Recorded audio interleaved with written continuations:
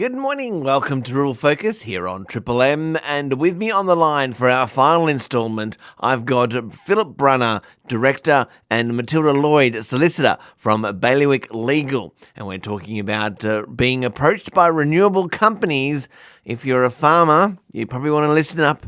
So last week we were talking about the negotiations and the different parties involved. And, we've got more on negotiations. Over to you, Phil. And in the context of negotiation, what would that look like? There are many stages with a renewable project. The first, as I've said, is the initial landowner engagement. You've then got the development, the construction, the operation, and the renewal of any lease and decommissioning. We can assist with negotiations for that whole period, but when we're talking about actually negotiating an agreement, we're looking at kind of the key issues with any sort of access agreement. So whether it's renewable, whether it's in mining, and those key issues are really, the lease area or the area that they're seeking access to. What does that look like? What are the terms of access? We're also looking at encumbrances. So when we're talking about renewable projects, wind farms in particular, the proponent might require easements, so for access tracks. They might want to lease the area where the turbines are and the access roads between the turbines, but they also might want to lease the entirety of the farm. The same goes with solar farms. It really depends on the proponent and what they're seeking to achieve. You've also got caveats as well, which are an encumbrance. And so some proponents might seek to caveat the property during, an initial option period or during the lease period. It's more common in the option than the lease. And then the lease itself could be registered as well at Landgate.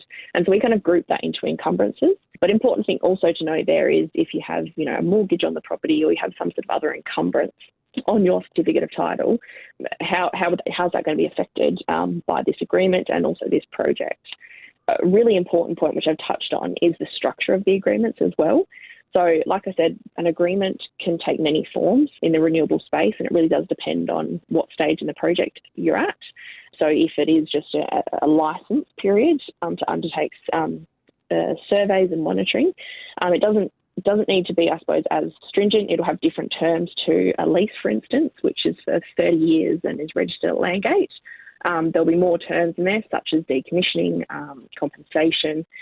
But a term that goes across both those agreements and should be in all access agreements is biosecurity and safety. So we know on farm it's really important to have a biosecurity procedure and a safety procedure for the people that are on the farm, but also for visitors, contractors that are entering the property.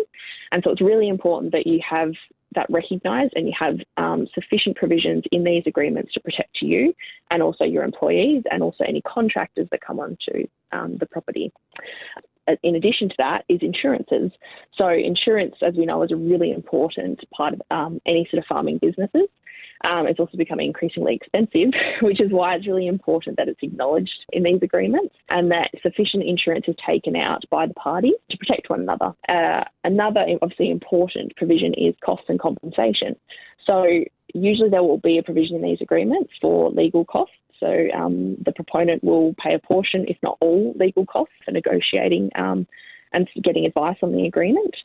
But importantly is compensation. So what's your compensation looking like as a landowner if a proponent is leasing a portion of your land for a project, if they're entering the property to carry out monitoring, they're installing high voltage line, if they're putting easements on the property. These are really the core provisions to be negotiated, to be considered right from the get-go. So even before being handed an agreement or when you're being handed one, these are the key things that we need to be discussing with the proponent to understand, what their position is and also how to best protect the landowner. Some great advice there for sure, Matilda. But stay right there. I know you've got some more advice and some more tips. So we'll be back right after this as more of the good times and greatest hits continue on Triple M.